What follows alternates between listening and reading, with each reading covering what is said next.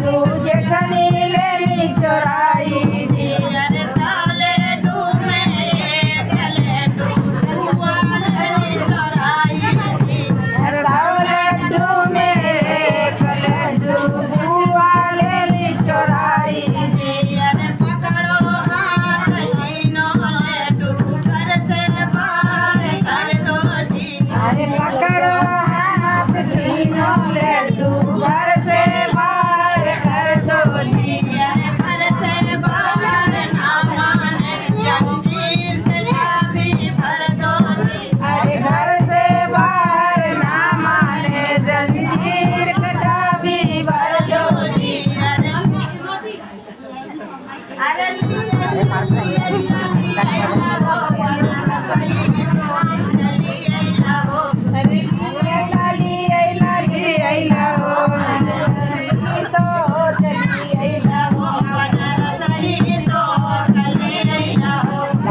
सही सोच लिया हो छोटिया खानन गई भाभी छिनरिया। छोटिया खानन गई बेला छिनरिया।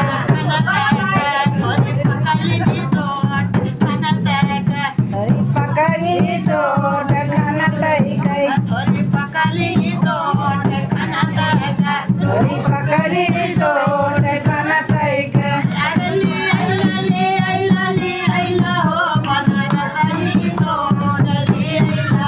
बनारसई सोट लिया हो।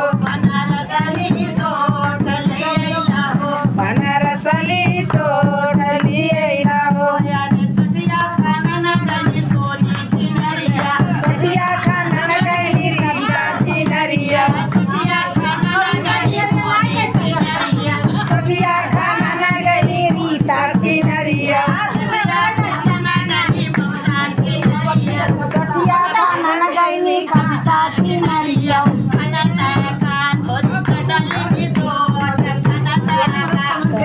कटली सोट खाना तई गई।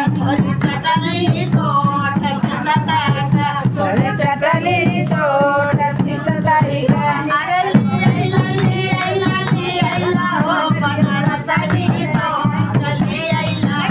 बनारसली सोट लिया हो। बनारसली सोट लिया हो। बनारसली सोट लिया हो। छोटिया खानन गईली बनमारी छिनरिया। तो देखबै की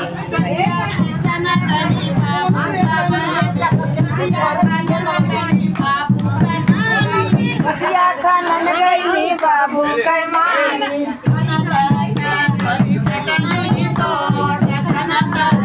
सोनिया कृष्ण गनी मास्टर जी जाकर बहिनी आज बनाता